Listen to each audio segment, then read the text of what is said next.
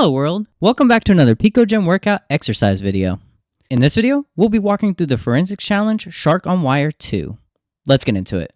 We found this packet capture, recovered the flag that was pilfered from the network. Alright, I already have the packet capture that they give us open in Wireshark here. So let's go ahead and take a look at our protocol hierarchy as we always do. And you're going to notice under UDP that there's some data being transmitted. So we're going to apply that as a filter. Close that. And if you scroll down, eventually you're going to come across some packets that have a destination port of 22. Now, typically 22 is used in TCP for SSH, but here it's being used for UDP. And this first packet here that you see that has the destination port as 22 has some data that says start. Let's go ahead and apply 22 as a filter for our stream here. So we'll do udp.port is equal to 22. And of course, the first packet that we see here is the start packet. And if you scroll the way to the end and select that packet, you can see that it says end. That's very suspicious. But if you just select all these, the only data that we see here is a bunch of A's, 5 A's to be exact. So what other data could be hidden in these packets? Well, if you look at the source port number, you're going to notice that aside from the 5, the other 3 digits in the 4-digit port number are going to be what look to be decimal ordinates. And when you have a decimal ordinate, you can convert that to ASCII and make it readable characters.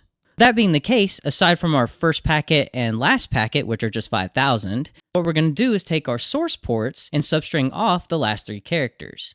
But first off, we need to extract all those source ports from our packet capture here. We're going to use tshark to do that. So I'll bring this over here, and we'll do tshark tac r to specify our file. Then we'll do tac t, specify fields. Then we'll do tac e to specify the type of data that we want to bring back, which is the udp.port. Then we're going to specify y, because we only want UDP ports that have a destination port of 22. We'll press enter on that.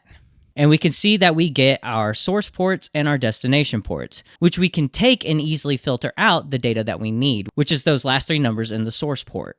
So what we'll do is rerun our command, and we'll actually redirect that into ports.txt. We'll open up our ports.txt in Notepad++. Now what we're going to do is we're going to do a Control-H, and then we're going to obviously take out the comma 22 and replace that with nothing. Then we're going to select regular expression, which is already selected here. And we're going to say, hey, replace the starting character with nothing. So we'll replace all those. And I might need to do 5, replace with that. There we go. And we can get rid of the 0 zeros. We don't need those. Now this should work. We might need to take out those zeros at the beginning. So we'll go ahead and do that. We'll do *0 like so. We'll replace all those. And now we have all our decimal values isolated. So we'll copy that and we'll paste that into CyberChef. And we'll do from decimal. And we'll do line feeds.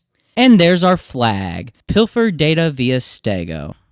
We'll copy that, paste it in, and submit. All right, if you enjoyed the video, drop a like and subscribe to the channel to show your support. Turn on post notifications to get regular injections of cyber content directly into your feed. Check out our Patreon, join our Discord, and follow us on Twitter. Links in the description box down below. And leave any feedback or questions in the comments section down below. This is Almond Milk. Thanks for watching. Goodbye, world.